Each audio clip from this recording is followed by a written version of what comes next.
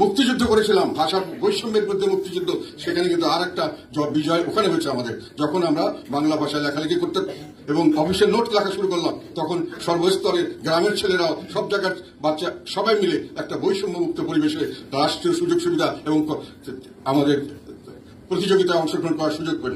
আমাদের এটি দুর্ভাগ্য যে আমরা বারংবার একটা জিনিস অর্জন করে কিন্তু সেখানে ঠেকে যাই, কিন্তু যে জন্য যুদ্ধ করলাম, যেটা আমাদের অর্জন হলো, সেটা বাস্তবায়ন হলো কিনা সেটা নিয়ে আমরা মাথা ঘামাই না। কিন্তু বাস্তবায়িত বেশিরভাগ সময় হয়নি। যেমন 1971 সালে আমরা স্বাধীন একটি দেশ পেয়েছি। সেই স্বাধীন দেশ আমাদের জনগণের দেশ এবং জনগণ এটার মালিক। সেটার জন্য যে কাঠামো দরকার ছিল, গণতান্ত্রিক প্রক্রিয়ায় চলার দরকার ছিল, যে ধরনের পার্লামেন্ট হওয়ার কথা ছিল, যে ধরনের নির্বাহী বিভাগ হওয়ার কথা ছিল, যে ধরনের বিচার বিভাগ হওয়ার কথা ছিল, যে ধরনের অন্যান্য প্রতিষ্ঠান হওয়ার কথা ছিল, সেগুলো কিন্তু আমরা অর্জন করতে পারিনি। আমাদের দেখা গেল যে স্বাধীনতার পরে এতদিন পরেও আমরা সত্যিকার অর্থে গণতান্ত্রিক চর্চা বলতে যা বোঝায় তা আমরা কোনো সময় ঠিক মতো করতে পারিনি। আমাদের বেশিরভাগ সময় শাসন যারা ছিলেন সেন্ট্রালাইজড ভাবে, কেন্দ্রীয়ভাবে শাসন করতেন এবং সেই শাসনের মধ্যে নির্বাহী বিভাগ একই সঙ্গে সরকারি দল, সরকার, নির্বাহী বিভাগ সব এক হয়ে যেত এবং রাষ্ট্র, সরকারি দল এবং সরকার এক হয়ে দেখা যেত। নির্বাহী বিভাগ মার্জ হয়ে যেত সম্পূর্ণভাবে। সেখান থেকে আমরা ছুটতে পারিনি এবং তার পরবর্তীকালে আমরা দেখলাম পার্লামেন্ট থেকে, সেখানেও আমরা এমনভাবে পার্লামেন্ট করা হলো, সেটাও সরকারের অঙ্গ হয়ে গেল। তারপরে বিচার বিভাগ, সেখানে দলীয়করণ করে এমন একটা প্রতিষ্ঠিত নেওয়া হলে, এটা কিন্তু অনেক দিন থেকে চলছে।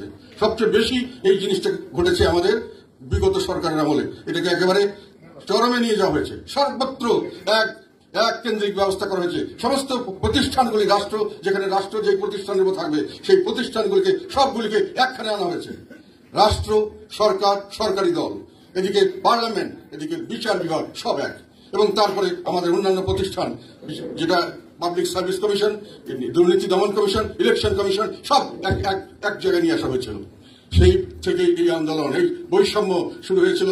এই বৈষম্যের বিরুদ্ধে যুদ্ধ করে যে আমরা নতুন দেশ গঠন করলাম, একটা বাংলাদেশ, একটা গণপ্রজাতন্ত্রী বাংলাদেশ, সেটাই আবার বৈষম্য শুরু হলো এবং সেই বৈষম্য চরম হলো। সেই বৈষম্যের বিরুদ্ধে আন্দোলন হলো 2024 সালে। সেই আন্দোলনে আবার আমরা জয়লাভ করলাম বৈষম্যের বিরুদ্ধে। বৈষম্য আমরা এবার থেকে শেষ করব, এটাই ছিল আমাদের কথা। এখন আমরা কি দেখছি বলেন, যে বৈষম্য শেষ হলো না।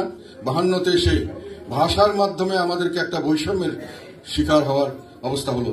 রাষ্ট্রীয় ভাষা বাংলাকে বাদ দিয়ে যখন উর্দুকে করা হলো, তখন স্বাভাবিকভাবেই বাঙালি জাতির কাছে প্রশ্ন আসলো, আমার মাতৃভাষার শুধু মর্যাদা নষ্ট করা হলো তা নয়, আমাকে সামনের দিকে রাষ্ট্রীয় পর্যায়ে যে কোনো ধরনের কর্মকাণ্ড, চাকরি বাকরি, ব্যবসা বাণিজ্য, রাজনীতি, সব ক্ষেত্রে আমাকে পিছিয়ে ফেলে দেওয়া হলো।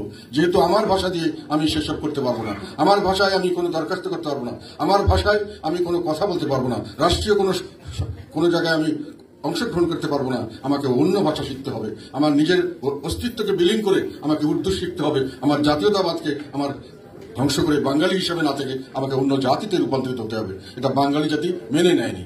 কাজে সেটাই ছিল একটা, আমি মনে করি, বড় ধরনের একটা মুক্তিযুদ্ধ। সেখানে আমরা সফল হয়েছিলাম। তখন তৎকালীন সময় পাকিস্তান আমলে রাষ্ট্রভাষাকে, বাংলাকে স্বীকৃতি দেওয়া হয়েছিল। এটা হলো আমাদের বড় অর্জন এবং এই ভাষার মর্যাদার জন্য যে মানুষের জীবন দিতে পারে এবং তার মাধ্যমে যে এত বড় একটা অর্জন করতে পারে, এদের নিজের অস্তিত্ব বাঁচিয়ে রাখতে পারে।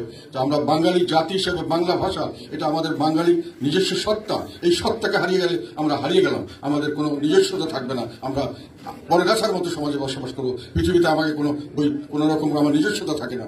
সেটার থেকে যে রক্ষা করার জন্য জীবন দিয়েছে মানুষ, এটা পৃথিবীর ইতিহাসে কোথাও হয়নি। তার জন্যই পরবর্তীকালে আমাদের আন্তর্জাতিক সংস্থা থেকে আন্তর্জাতিকভাবে এটা আন্তর্জাতিক মাতৃভাষা দিবস হিসাবে 21শে ফেব্রুয়ারিকে পালন করা হয়। এটা আমাদের গর্বের বিষয়, এটা আমাদের একটা বড় অর্জনের বিষয়। এর ধারাবাহিকতায় পরবর্তীকালে 6 দফা সংগ্রাম হয়েছে, যখন দেখা গেল যে ভাষা হলো ঠিকই, কিন্তু সেই ভাষাকে সেভাবে ব্যবহার করা হচ্ছে না। আমরা সেই যে জন্য করলাম যে বৈষম্য মুক্ত করব, আমরা আমাদের ভাষা থাকলো কিন্তু সেটার ব্যবহার রাষ্ট্রীয় পর্যায়ে সঠিকভাবে হলো না। ইংরেজিতে কাজ হলো, অন্যান্য ভাষায় কাজ হলো। ফলে এই সংগ্রাম আবার আসলে যে আমরা বৈষম্য থেকে মুক্তি পাওয়ার জন্য 6 দফা দিলাম। 6 দফা যখন হলো না, 70 নির্বাচনে আওয়ামী লীগকে বিপুলভাবে ভোট দেওয়া হলো। এগুলো কিন্তু সব মুক্তি সংগ্রাম, যে আমরা বৈষম্য থেকে মুক্তি চেয়েছিলাম এবং সেখানে 6 দফার এজেন্ডার উপরে 6 দফা নির্বাচনের জিতলে 6 দফা বাস্তবায়ন হবে, এই জন্যই সেই সময় মানুষের সংগ্রাম করেছিল এবং সেই সংগ্রামেও আমরা বিজয় হয়েছিলাম। যেহেতু 70-এর ভোটে ব্যাপকভাবে আওয়ামী লীগকে মানুষের ভোট দিয়েছিল, এটা আওয়ামী লীগকে ভোট না, এটা দেওয়া হয়েছিল ভোট আমাদের প্রতি যে বৈষম্য করা হচ্ছে সেই বৈষম্যের বিরুদ্ধে 6 দফা দাবি আমাদের স্বায়ত্ত শাসনের দাবির উপরে। সেই সময় আমাদেরকে সেই দাবিটি পালন করা হয়নি, যার জন্য পরবর্তীতে 71-এ এসে আমরা মুক্তিযুদ্ধ হলো এবং এই মুক্তিযুদ্ধে দুটো জিনিস আমরা একসাথে অর্জন করলাম। একটা হলো বৈষম্য থেকে মুক্ত এবং সেটার একেবারে পার্মানেন্ট হওয়ার জন্য আমরা নিজস্ব একটি দেশ, স্বাধীনতা যুদ্ধের স্বাধীন একটি গণপ্রজাতন্ত্রী বাংলাদেশ আমরা লাভ করলাম। এটি হলো আমাদের বড় অর্জন, সবচেয়ে বড় বাঙালি জাতির অর্জন। নিজস্ব কোনো দেশ বাঙালি জাতির ছিল না, সেই নিজস্ব দেশ, আমাদের নিজস্ব সংস্কৃতি, নিজস্ব ভাষা, নিজস্ব আমাদের নিজস্বতা, সক্রিয়তা নিয়ে আমাদের একটা দেশ, যে দেশের মালিক গণপ্রজাতন্ত্রী, মানে জনগণ এই দেশের মালিক, এটা আমরা অর্জন করেছিলাম। এর চেয়ে বড় অর্জন বাঙালি জাতির ইতিহাসে কোনো সময় হয়নি, কোনো সময় ভবিষ্যতে হবে কিনা আমরা জানি না। কাজে এই অর্জনটাকে কোনো সময় ছোট করা যায় না। এটা হলো একসঙ্গে মুক্তিযুদ্ধ, একসঙ্গে স্বাধীনতা যুদ্ধ। একসঙ্গে মুক্তিযুদ্ধে আমরা জয়লাভ করেছি, স্বাধীনতা যুদ্ধে জয়লাভ করে আমরা একটা নিজের দেশ পেয়েছি। কিন্তু আমাদের সেই কথাটি এখানে এসে আবার আজকের দিনে আমি গভীর শ্রদ্ধার সঙ্গে স্মরণ করছি আমাদের নেতা আলাদ হোসেন মোহাম্মদ এরশাদকে।